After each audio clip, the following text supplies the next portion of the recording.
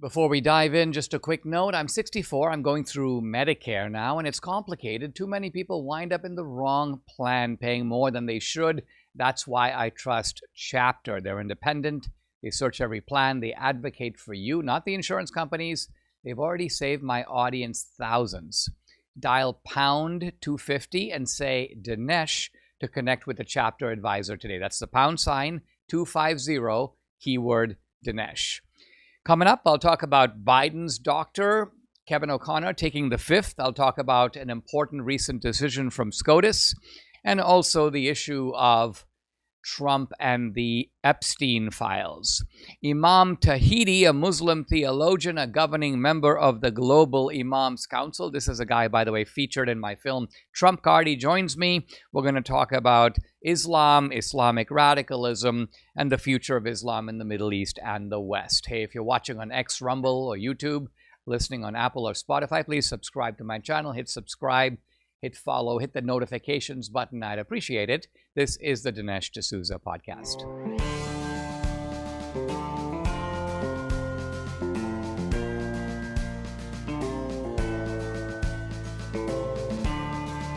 America needs this voice. The times are crazy. In a time of confusion, division, and lies, we need a brave voice of reason, understanding, and truth. This is the Dinesh D'Souza podcast. The issue of Jeffrey Epstein and the Epstein list was raised with President Trump, and he gave a somewhat dismissive answer, like, why are we talking about this? Who cares? Jeffrey Epstein? Are we talking about that guy still? Now, there were a bunch of MAGA responders who took this very badly and said, in effect, Trump is not reading the room, Trump is missing the point. I do want to say that I do get Trump's point. I think this is what Trump is saying. We're trying to fix the country. The country is like one of those minivans that was on the edge of the precipice, and it could easily have gone off the precipice. And some of us, me included, were worried that it would.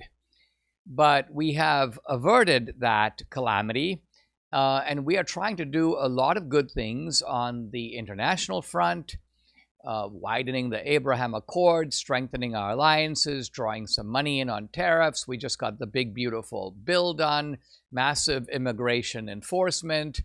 So things are happening, tax cuts that have now been consolidated, going after sanctuary cities, going after left-wing universities.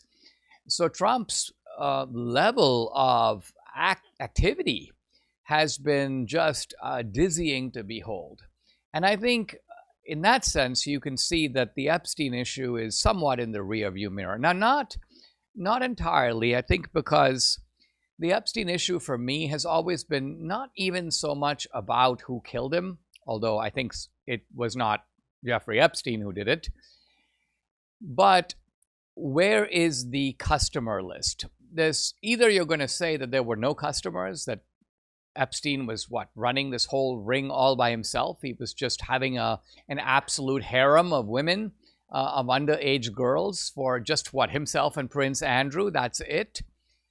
I saw today that Pam Bondi, addressing the issue, made the point that she said, well, when I said on Fox News that I had it on my desk, I didn't mean, she says, the list.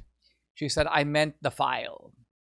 And so this, I think, is Bondi's way of backing away from the idea that there clearly must have been a list, because she claimed to have had it. I think that the issue is not going away, even though the DOJ seems to be proclaiming it closed. It continues to rankle a lot of MAGA people for the simple reason that it raises the disturbing question, could it be that some foreign government or agency, or maybe even our own intelligence agencies, are involved here?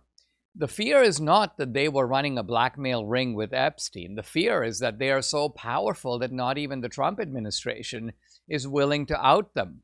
The other issue, the other possibility, is that there are a lot of prominent Republican and Democratic names, and by that I mean potentially elected officials, potentially donors who are on this list. And that would explain why neither party wants to push the list out. Because, see, it doesn't make any sense to say it's a list that just has Democrats. Because if it had Democrats, why wouldn't our side want to push it out? Oh, President Trump is on the list. Nah. If that had been the case, you can be sure Biden and Harris would have pushed it out. So what is the explanation for why we aren't getting the list from either side? Well, I just gave you what I think are the two possibilities, and both of them I think are quite disturbing. Now, I'm happy to say that the Supreme Court, in an important decision, has allowed the Trump administration to downsize the federal government. This is a case where a district court judge had put a temporary injunction, and by a vote of really 8-1, I say 8-1 because there's an assigned opinion, a majority opinion, and only one dissenter, Ketanji Jackson. This is a case where the Supreme Court is recognizing that Trump is operating inside of his own lane. He's in charge of the executive branch. He gets to say if agencies are upsized or downsized, using, of course, the resources allocated by Congress. And Ketanji Jackson basically says something to the effect of, well, if Congress is allocating the money, then Trump has to do what Congress says. He has to operate within the sphere of the law. He can't just go ahead and downsize a department or an agency just because he wants to. And the Supreme Court basically says, yes, he can. He actually can do that. He has to do it consistent with law. And this is the point that Sotomayor points out to Ketanji Jackson. She basically says, I agree with Justice Jackson that the president cannot restructure federal agencies in a manner that sort of violates congressional mandates. But she says here, quote, the relevant executive order directs agencies to plan reorganizations and reductions in force, quote, consistent with applicable law. Therefore, she says, essentially, Sotomayor from the left is telling her own buddy, Ketanji Jackson, look, you're not really reading the law. You're not really applying the law. She's chastising her in a friendly way, but she's also doing it in a quite public way, essentially saying that Ketanji Jackson has gone off the reservation here. And I also want to note that Joe Biden's physician, this is Dr. Kevin O'Connor, was called before Congress. He was invited to come testify about what he knew about Biden's mental state. He refused to come. He was subpoenaed. He shows up. What does he do? He pleads the Fifth Amendment. And what does that tell you? What he's saying is that if I'm forced to answer questions, I could be incriminating myself. Another way to put it is he seems to be implying I might have broken the law. I'm afraid I might go to jail. And so rather than do that, I want to protect my rights by pleading the Fifth. And so Congress, I think here, needs to take this as a sign that there's a lot more here. There was, it seems, a conspiracy, a scheme, an attempt within the government, and perhaps Kevin O'Connor is at the heart of it. Maybe he's just a part of it. Maybe he was directed by somebody else to do what he did. All of this is something that Congress needs to find out, and they have the apparatus, they have the mechanisms, the investigative tools to do it. I think Kevin O'Connor's pleading the Fifth tells us that there is smoke, and in this case there is, I bet, not merely smoke, but also fire. The administration has their sleeves rolled up in streamlining monumental moves right now. However, it's difficult for them to take your personal finances or mine into account when trying to do what's right for the country. Well, you have to do that. I have to do that. And this is why tens of thousands of us are buying gold from Birch Gold. Here are some facts. In the past 12 months, the value of gold has gone up, has increased by 40%. Some central banks bolster demand for gold by buying in record quantities. Global instability and tension is among the highest in decades. but you might be able to find security, find peace of mind in gold. Birch Gold makes it easy for you to convert an existing IRA or 401k into a tax-sheltered IRA in physical gold. Or you can just buy some gold to store at home. Text my name Dinesh to 989898. Birch Gold will send you a free information kit on gold. There's no obligation, just useful information. Birch Gold has an A+ rating with the Better Business Bureau, tens of thousands of happy customers. Protect your savings today. Get started. Text the word Dinesh to 989898. Guys, when the cultural tide turns against truth, it's really important to support the storytellers who are willing to stand up for truth. And this is what Angel is doing. They're not just producing entertainment. They're giving a home to stories that reflect the principles that this country was founded on: faith, family, and freedom. They've released films like Sound of Freedom, which exposes modern-day reality of child trafficking when Hollywood refused to touch that topic. They're backing projects like The Last Rodeo, Green and Gold. These are stories that celebrate Middle America, sacrifice, and generational legacy. Angel isn't answering to Hollywood gatekeepers. They answer to their members. That's where the Angel Guild comes in. Guild members vote on which projects move forward. They help support the stories that deserve to be told, and they're proving that when ordinary people unite behind truth, extraordinary things happen. Join the movement. Go to angel.com/Dinesh. Join the Angel Guild today. Support films that reflect your values. Go to angel.com/Dinesh. Guys, I'm delighted to welcome to the podcast somebody that I interviewed in my film Trump Card. This is going back to 2019, 2020, before COVID. It's Imam Tawhidi, a governing member of the Global Imams Council. He is a Muslim theologian and scholar.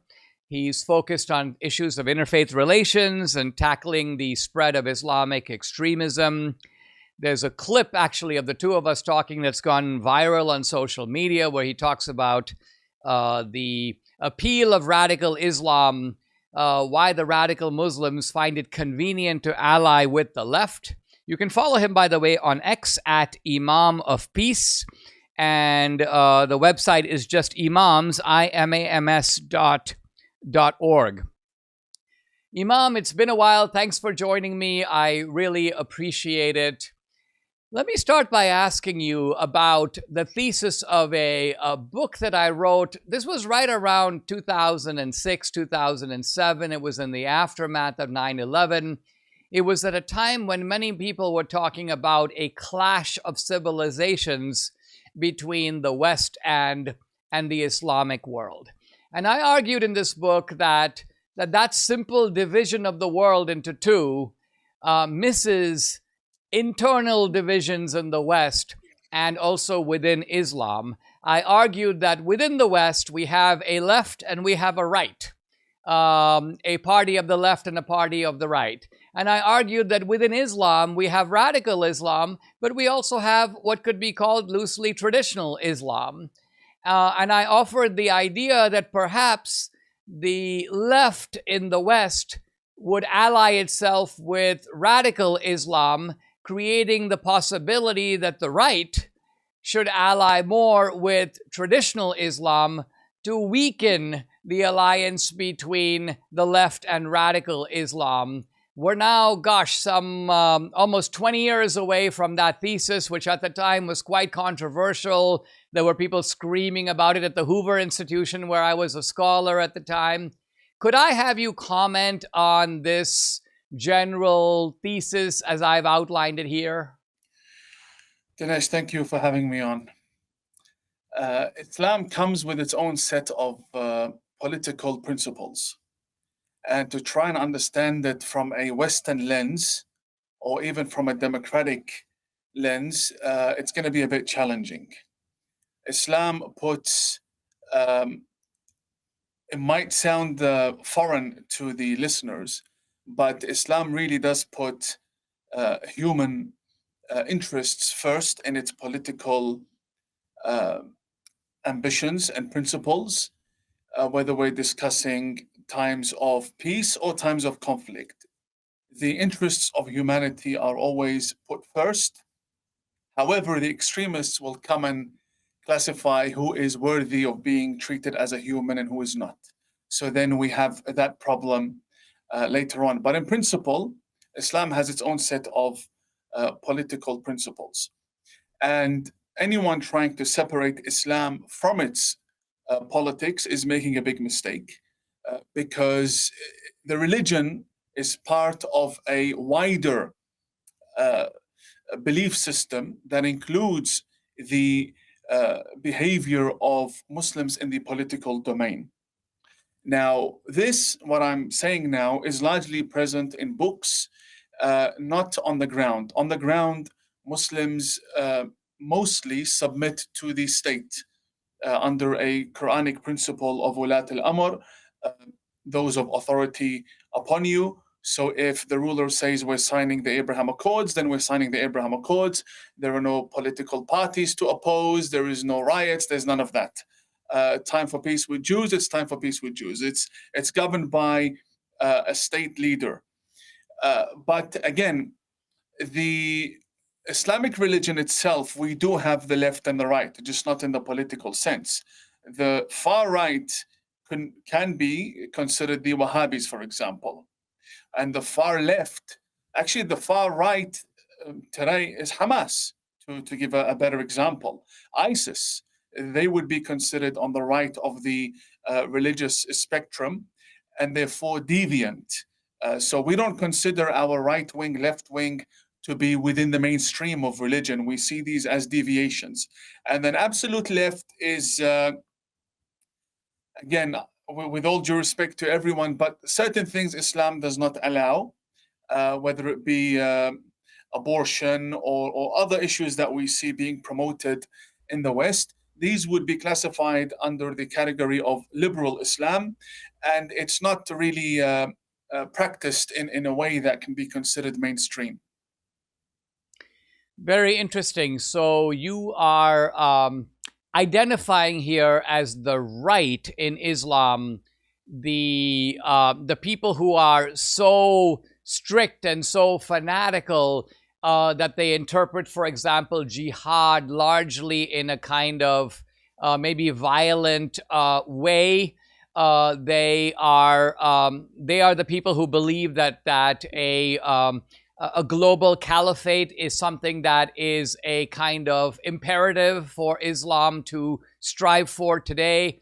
And I think by liberal Islam, you mean by and large the people who are Muslim in name only, but perhaps don't really follow Islamic codes and commandments, right? So for example, there are a bunch of Iranians who live in LA. They fled from the Khomeini revolution. These people are very liberal in their politics. My guess is that they are liberal in America, and they are also liberal by the Islamic standard. Would that be correct? They would not be liberal by the Islamic standard. The majority of Iranians in LA, and by the way, that is a wonderful community, I must say. It's like a mini Iran and all of its talent and everything it has to contribute to civilization and humanity, all in LA. They're wonderful people. I know many of them. But they don't consider themselves religious. They see themselves as Muslim born. They actually use that term, Musalmun Zadeh, born a Muslim. But they don't apply Islam to any of their views and opinions or even decisions in life. But going back to jihad, I remember around 7 years ago, there was this debate online on Twitter mainly in America about what does jihad mean. And this happens every 5 years. There's this uproar as to what is jihad, and then you have people who try to explain it and say it's a struggle of the soul and against worldly desires and struggle against sins. And I'm going to make it very simple for you. There's two types of jihad, correct? The first is one struggle against their own desires, that is correct. But that is not the one that is being spoken about in books of Islamic law. The struggle against oneself is spoken about only in books of Islamic ethics. When raising a family, when waiting to get married before you spend time with a woman, naming your children, even giving charity. Sometimes when someone is not able to give charity, religion pushes you to give more. That in itself is a form of struggle. To pray more, fast longer hours. These things all fall under the category of struggle against one's desires and against sins. Fine, but that's not the one we're talking about. The one we're talking about is the violent jihad. Now, Islam has the concept of war only in defense. So a Muslim can never initiate a war. He can only defend. So yes, all of the battles of our Prophet were defensive. They can never be offensive. Otherwise, it's not considered religious in any way. That is why we oppose Hamas. Hamas attacked the Jewish nation on October the 7th, and they said it was self-defense for issues that took place 15 years ago and 70 years ago. You see, there is even in law, there is a statute of limitations. You can't say, well, you hit me 100 years ago, I'm going to wage war against you now. It doesn't work that way. It needs to be logical. And therefore, you see fatwas against ISIS and against Hamas, excommunicating them out of Islam, considering them to be deviant, cursing them, preventing joining them, donating to them, praying for them, and so on. But this jihad, even the defensive jihad, is invalid. It no longer applies. I want to repeat myself. Even the defensive jihad does not apply in our time. Why? Because it can only be initiated by the Prophet or his successors. And we don't have those successors right now. The Shia Muslims believe that the successor of the Prophet is the Savior who is yet to reappear.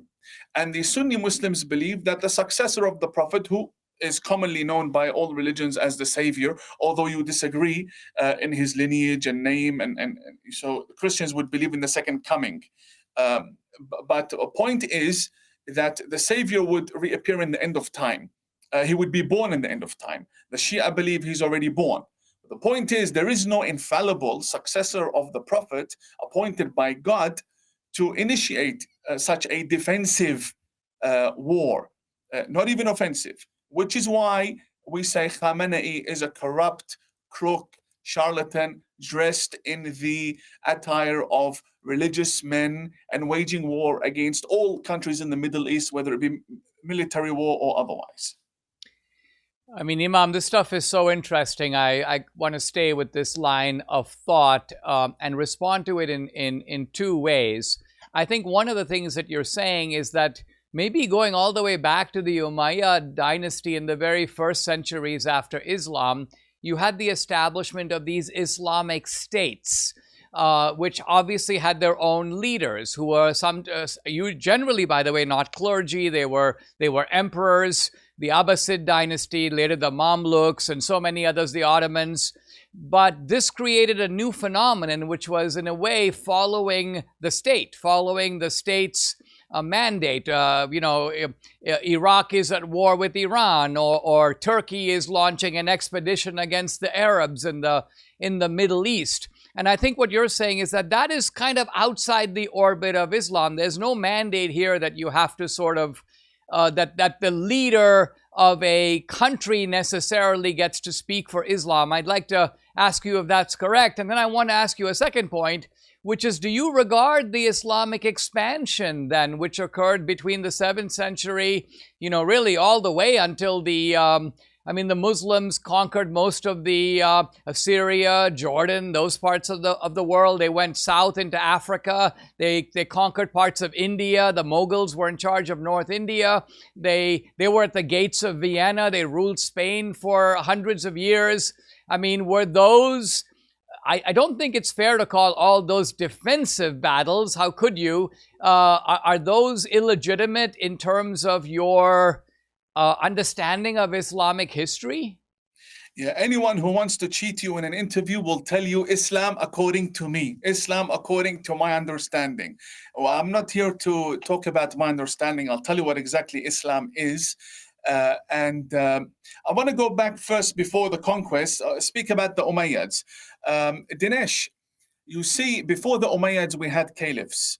the Umayyad period is when we went from caliphs to kings. That's Right. why it made sense for you to bring up the issue of the state.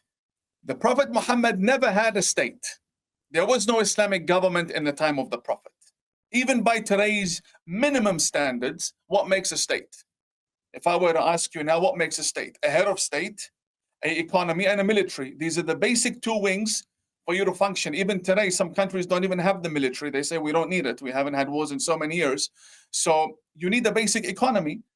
But at the time, military was a fundamental pillar of a state, and even is now for many countries. Look at America. But all the other ministries of sport, of health, media, these are not vital. So without them, a government can still exist. Now, at the time of the Prophet, we never had an economy. We had a Baytul Mal, a treasury that the Prophet, from his piety and care for the poor, would empty it every single night and feed the poor with it. So we never had an economy. And we never had a military in Mecca. It was the same Muslims who would train their children. And whenever there was a need to defend themselves, they would gather and go out to defend themselves in battle. So there was no separate military that like we have now in Iran, for example, in the militias. And so there's the IRGC and then there's the army, right? This never existed in the time of the Prophet. So to say that today's Islamist dictatorships like the regime occupying Iran is in any way an inheritor of the Prophet, which by the way is what's written on the podium when Khamenei speaks, is an absolute lie. Coming to conquests, now I will go back to the point that we went from caliphs to kings, but again, what makes anything legitimate in Islam, whether it be a teaching or an act, it is if it is sanctioned by the Prophet and the Quran. Nowhere do we have. Just look at, for example, the movements of our Prophet from Mecca to Medina and then back to Mecca. Mecca was not a conquest. Before we get into Africa and Asia and Europe, Mecca was not a conquest. The Prophet himself is from the tribe of Quraysh, and Quraysh were rulers of Mecca. Quraysh was at war with the Prophet. They tried to assassinate him in his bed while he slept. And therefore, in an act of self-defense, he returned, and the ruling tribe, Quraysh, submitted to the Prophet, and therefore not a single person was killed when he entered Mecca. So to call it a conquest is very wrong, because by tribal law, the tribe submitted to him as the head of the tribe, as the chief of the tribe, and he's indigenous to the land. It belongs to him. And he returned and he claimed it, and then people adhered to his message. So there was no conquest. The Prophet never had any conquests, is what the point, what I want to say. Even the whole idea of the Prophet sending Osama, a young boy, 16-year-old, Osama bin Zayd, to go and fight the Romans in Jerusalem. While he was in his deathbed, the Prophet had promised that he was going to avenge Zayd, whom the Romans had killed. So he sent Osama, the son of Zayd, to lead an army. They went outside of the city, and then they heard that the Prophet had passed away. They made the U-turn and returned. So there was no conquest ever sanctioned by the Prophet. What happened afterwards is now a divide between the Sunni theology doctrine and Shia doctrine. And the Sunnis believe that the Caliph can do whatever he likes, because he's the Caliph and the successor of the Prophet. The Shia, on the other hand, which is why this is important when it comes to Iran, the Shia believe only the infallible can issue rulings such as this, and there is no infallible that. And again, we had many successors of the Prophet. 11 we had that. Well, the 12th, by the way, is the savior who's alive. But for 11 Imams, all of them believed to be infallible. None of them ordered any conquests. And Imam Ali, for example, who's the unifying figure between Sunnis and Shias and the cousin of the Prophet, he already, when it was his time to be handed over the governance of the Muslim world, conquest had already occurred. So he didn't expand in any way. So I can tell you that the conquests were not Islamic. And if we want to go back to your point where you spoke about the current Muslim leaders, whether they represent Islam or not, 100%. So I'll give you a good example. And I always speak about the UAE. It's a perfect example. If you were to ask me, where is Islam good today, in good shape? If I had if I had the opportunity to show a Westerner or an American what Islam really looks like, I'll point to the UAE. Maybe in the future I can point to Saudi Arabia, but not now. But currently I can point to Bahrain, I can point to the UAE. The rulers in the UAE, they're Muslim. They represent not only the region and its geopolitics, they represent Islam as well. Why is it, Dinesh, that we only say that the leader of the Palestinian Authority and Khamenei in Tehran, they represent Islam? They're heads of state, but every time they speak, it's interpreted as this is what Islam says. But when the rulers in the Gulf speak, no one says it's an Islamic opinion. So yes, Sheikh Zayed, the founder, and the current president, Sheikh Mohammed bin Zayed, definitely represent Islam. What would you say about countries, Imam, like Indonesia, which are comprised largely of Muslims, are democratic countries? What is the relationship between, or is there a relationship between Islam and democracy? Islam can have a relationship with any political system. Don't worry about Islam. If the communists are in power, if the Democrats, if the Republicans, if it's democracy, if it's autocracy, theocracy, Islam fits. That's what I mean. Islam is not bound by any limitations whatsoever. Islam is an applied system that comes and applies itself on whatever exists at the time. So we don't have a problem from a Muslim theological perspective. The issue is when there are bad apples. There are bad apples in the Muslim community who utilize several factors that have nothing to do with the religion. Firstly, these bad people, like the Muslim Brotherhood, came to the West first.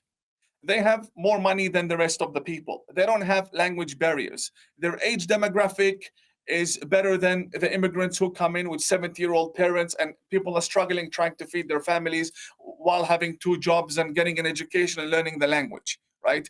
These people know the system. In fact, the Muslim Brotherhood employs Westerners in its offices and organizations, people who don't even know what is going on, what the bigger agenda is, right? They come and they give these Islamists advice. So they politicize the religion, and then they come to parliament or to Congress and they want to sell you votes. So first they dominate the scene. Those who refuse get intimidated and attacked. And then they come and they want to sell you votes. That we have 250 million Muslims, we have 2 million Muslims, we have 100 million Muslims who support us, who back us.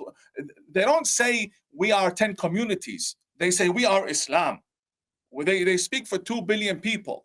And a poor politician who has 8 months left or is hoping for another term, they think in 4-year terms. The Muslim Brotherhood thinks in 100-year terms, right?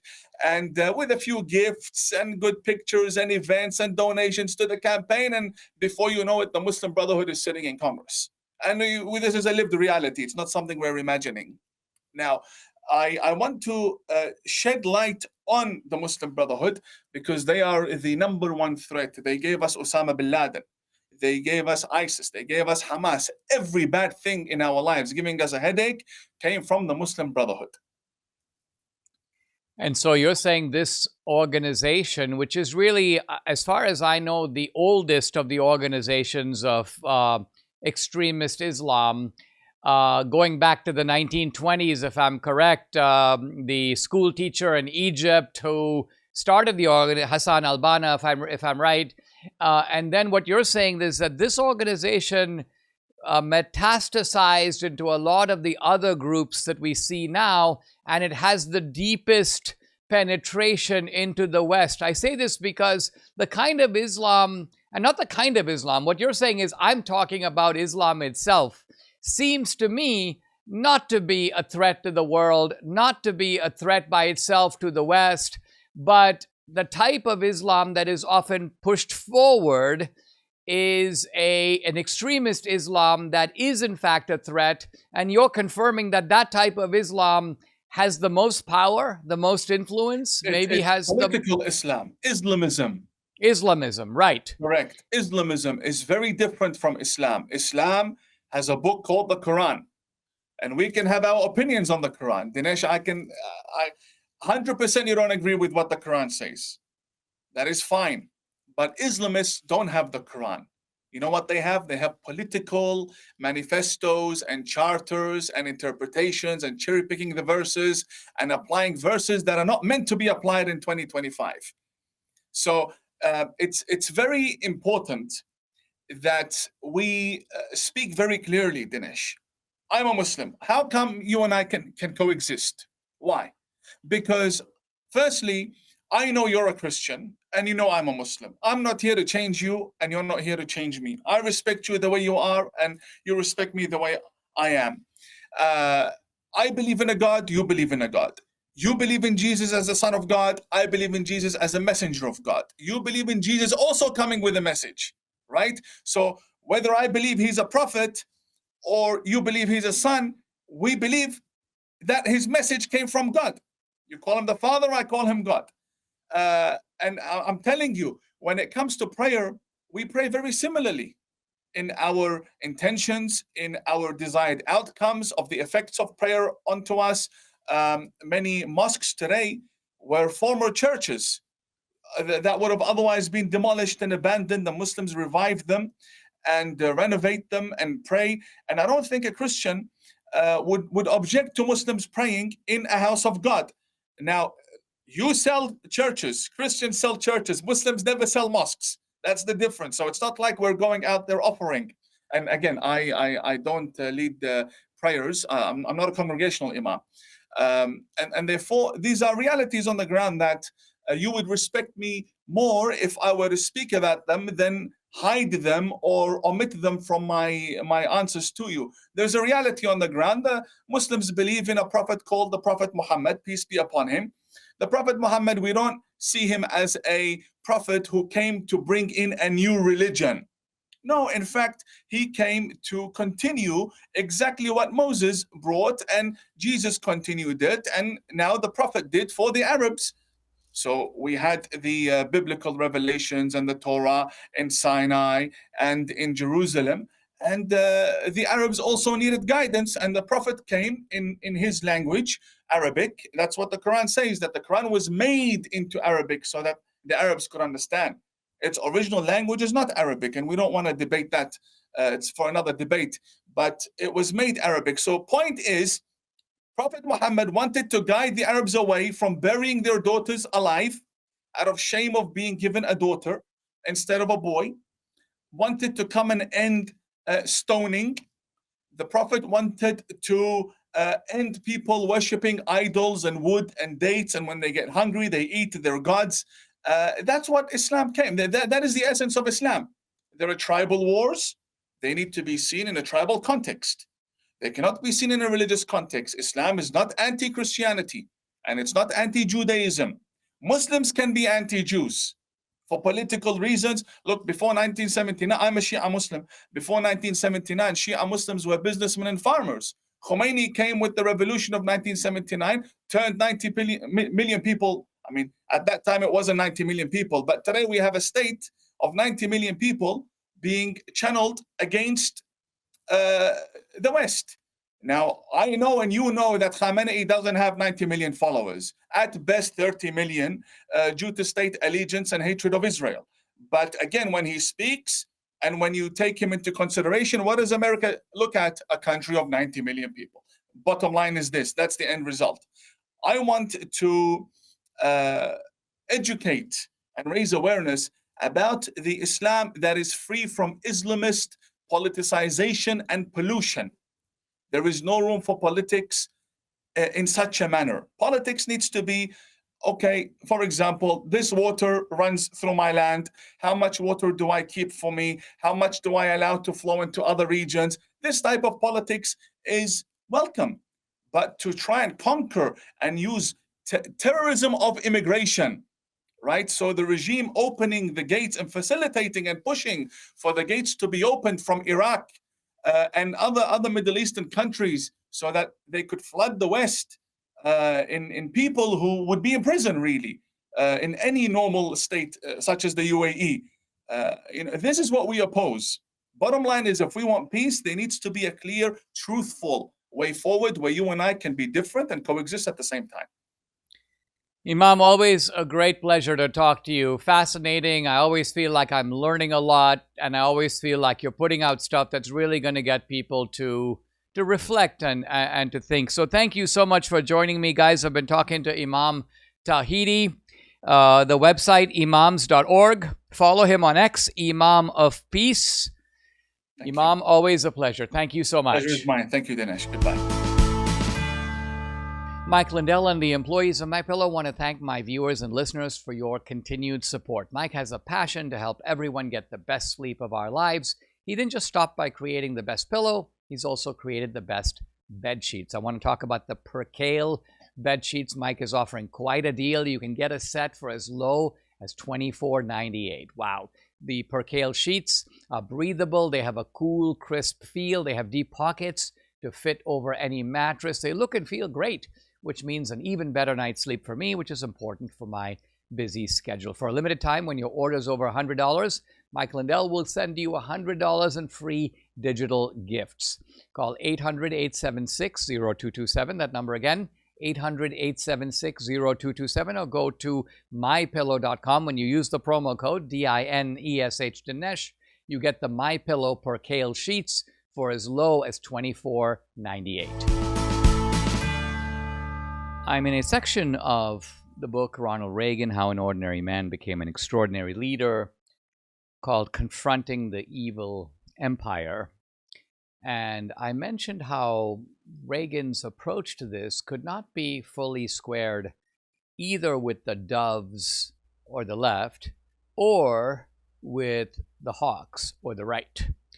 And this is the uniquely Reaganite approach that I'm trying to delineate. Reagan had the operating premise, different from the hawks and the doves, that the Soviet Union could be defeated, that it was fragile, that the system had built into it a contradiction. Well, what's the contradiction? Well, it's a contradiction between the Soviet regime's internal economic problems and its expansionist foreign policy. So the Soviets were pushing hard on defense, and they were using increasingly scarce resources on defense. But that requires extracting those resources from an already burdened economy. And a country can continue to do this, by the way, for a while. But Reagan understood that there was a strategy that hadn't really been tried before to put pressure on this contradiction, to force it to, in some ways, break.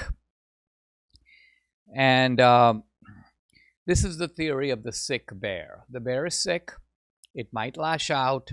It does make the bear quite dangerous, but there might be a way to capture the bear, or corral the bear, or roll back the territory of the bear. And Reagan didn't just think this, he said it. He, in a 1982 speech to the British Parliament, Reagan said this: "The decay of the Soviet experiment should come as no surprise to us. The constant shrinkage of economic growth, combined with the growth of military production, is putting a heavy strain on the Soviet people. What we see here is a political structure that no longer corresponds to its economic base." Very original idea from Reagan, and very different, by the way, from what the hawks were saying, which is that, listen, don't think that because the Soviet Union is in economic doldrums, that they can't continue to expand on the foreign front. They don't care about their people, and so If there's more strain on the Russian people, so what? But Reagan's view was not so what. Reagan's view was that the Russian people themselves at some point have to provide, well, certainly they have to provide the makeup of the Soviet army. They have to make up the Soviet regime. You cannot completely divorce a regime from its people. If the people are under strain, the regime is going to feel it. Reagan said something of the same thing in a commencement speech, also in 1982, at his alma mater, which is Eureka College. Now, like I mentioned, Reagan understood that the sick bear could very well increase its adventurism, its marauding in the short term. And in fact, it's likely to do this because in some way, if the people domestically are suffering, the Soviet regime can say, well, look, that's all right. We look at our spectacular accomplishments abroad, and the regime can divert people's attention from their own problems by talking about their foreign conquest. By the way, this is a strategy that went back all the way to the Roman Empire, when some of the corrupt and vicious Roman emperors would starve the people, abuse the people, mistreat them in all kinds of ways, but then provide what was called bread and circuses.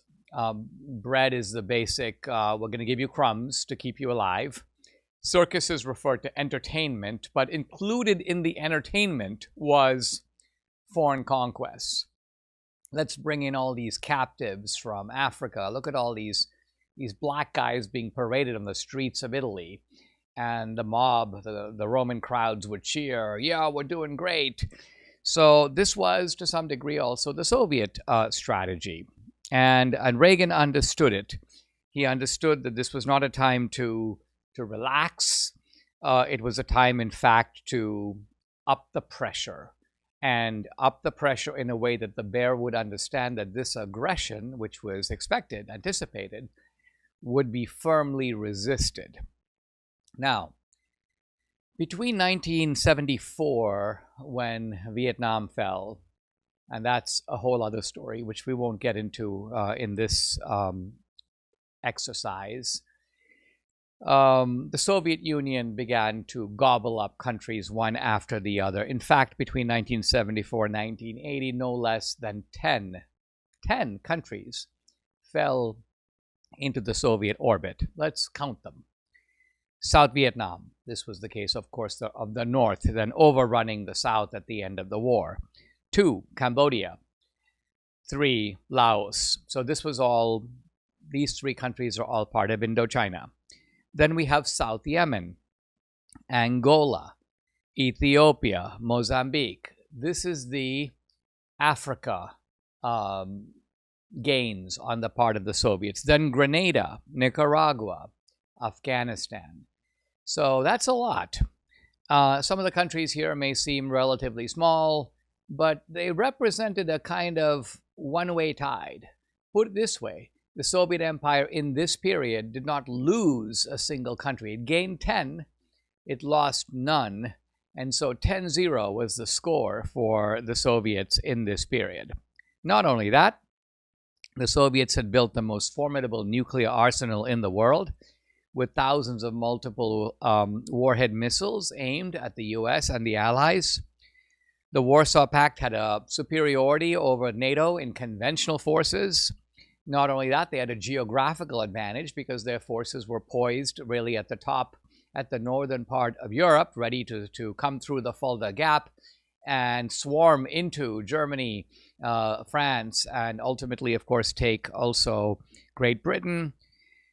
The Soviets had just deployed a new generation of intermediate-range missiles called the SS-20s. These were targeted specifically on Western Europe. And so Reagan began on his own side a massive counter buildup. The buildup was the largest ever undertaken in U.S. peacetime history, and yet Reagan's view was this is absolutely necessary. It's going to cost a lot of money, but Reagan predicts we'll save money in the long run because if we can get our adversary to give up, to retreat, then we won't have to spend so much money in the future. And as it turned out, this prediction turned out to be quite right. So the Defense Department under Reagan developed the B-1 bomber that President Carter had canceled, the stealth bomber, Trident submarines furnished with D-5 missiles. Now, the reason for the importance of the submarines is this. Let me back up for a little bit and talk about mutually assured destruction, which is the doctrine that you've got a kind of Mexican standoff. You've got two cowboys standing facing each other, and they both have guns in their holster. And the idea is that each can take kill shots at the other.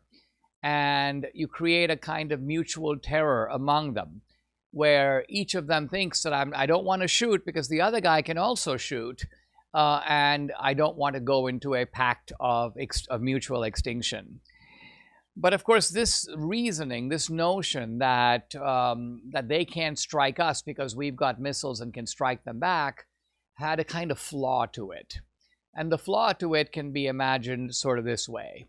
Let's say that the Soviet Union has, and I'm simplifying just for the purposes of kind of theoretical discussion, let's say the Soviet Union has 20 warheads on land. And the United States has 15 warheads on land. And that's all that the two countries have. I'm simplifying really for the purposes of illustration. Now, it might seem like neither country can strike the other for the simple reason that if the Soviets fired their 20 missiles, yeah, they can take out 20 American cities and maybe blow up most of the United States. But guess what? Our 15 warheads are more than enough to blow up 15 major cities in the Soviet Union, and they're going to be pretty much wiped out also. The flaw, however, is this.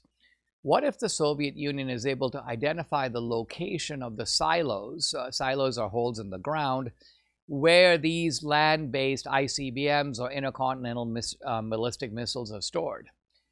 What if the Soviet Union, with only about 45 minutes of notice, could fire a missile from Soviet airspace that would then take out the US missils in a first strike? So look at it this way. They've got 20, we got 15. They use 15 of their warheads to take out all our warheads. So we don't have any. They still have 5. Now they can engage in complete nuclear blackmail because not only have they subdued us, we got no missiles left, but they've got a reserve arsenal in which they can now take out our cities and we can't do anything in retaliation. So all of this is the logic of the submarine. Why? Because the submarines move deep under the sea.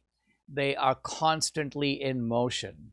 Their precise location can be detected from time to time, but a lot of times it cannot be detected. And even if you do detect it, by the time you go to look for it, it's gone. It's actually someplace else.